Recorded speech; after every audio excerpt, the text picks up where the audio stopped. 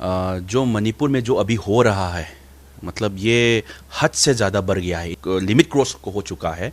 क्योंकि अभी जो हो रहा है ये होना नहीं चाहिए। ये जैसे देखिए, जो पहले चोरचामपुर में हुआ, कांगपोंगपी में हुआ, मोरे में हुआ, तो इस पे अभी जिरीबाम एक जगह है, वहाँ पे भी मतलब वो जो इलीगल इमिग्रेंट्स टेररिस्ट लोग हैं, वो लोग ने फिर से वार शुरू कर दिया। तो मतलब वहाँ पे रहने वाले जो अपने मूल निवासी है, जो पारंपरिक इंडिजिनस पीपल है, वो जो वहाँ रहते हैं, वो भाग के मतलब बहुत सारे वहाँ से भागने लगे। और उसको जो सिक्योरिटी देना चाहिए, बहुत सारा सेंट्रल फोर्सेस है, उसको जो सिक्योरिटी देना चाहिए, और सिक्योरिटी देने के बजाय उन लोग को इवाकुएट कर रहे हैं अपने। जैसे इसको लगता है कि जैसे कश्मीर में जो हुआ है, जैसे कश्मीरी पंडित को वहां से इवाकुएट करके वहां पे एक इंडियन टेरिटरी बना गया था, वैसे ही लग रहा है हम लोगों को। इसलिए ये अभी तक इतना एक साल होने के बावजूद, एक साल एक महीना होने के बावजूद भी, ये ओलंपिक के टाइम में तो गोल्ड मेडल लेने के टाइमिंग में तो हमारा मणिपुर, हमारा इंडिया करके इंटरनेशनल लेवल पे India has won the gold medal करके चिल्लाते हैं, खुश होते हैं।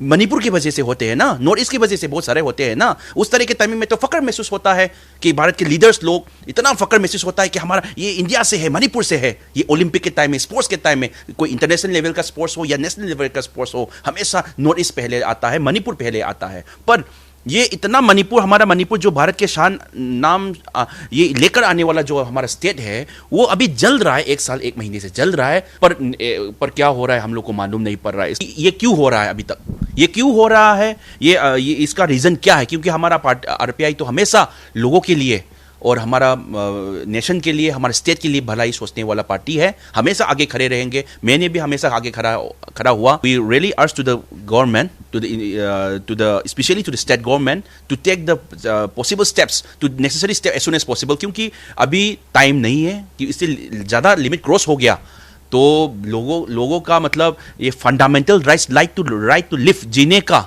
जो फंडामेंटल राइट्स है, वही भारत का संविधान में जो लिखा गया है, वही हमारे मणिपुर से छीना जाएगा। और ये सिर्फ इंडिया में नहीं, पूरे इंटरनेशनल में एक एग्जाम्पल करके रह जाएगा कि इतना भारत के संविधान को मानने वाला, डेमोक्रेसी को मानने वाला जो इंडिया है, हमारा भारत है, इसमें से एक पार्ट है जो हमारा स्टेट मणिपुर है, वही स्टेट में डेमोक्रेसी का कत्ल किया जा रहा है, फंडामेंटल राइट्स का कत्ल किया जा रहा है। इस पे होल इंटरनेशनल लेवल पे हमारा इंडिया का बेइज्जती होगा।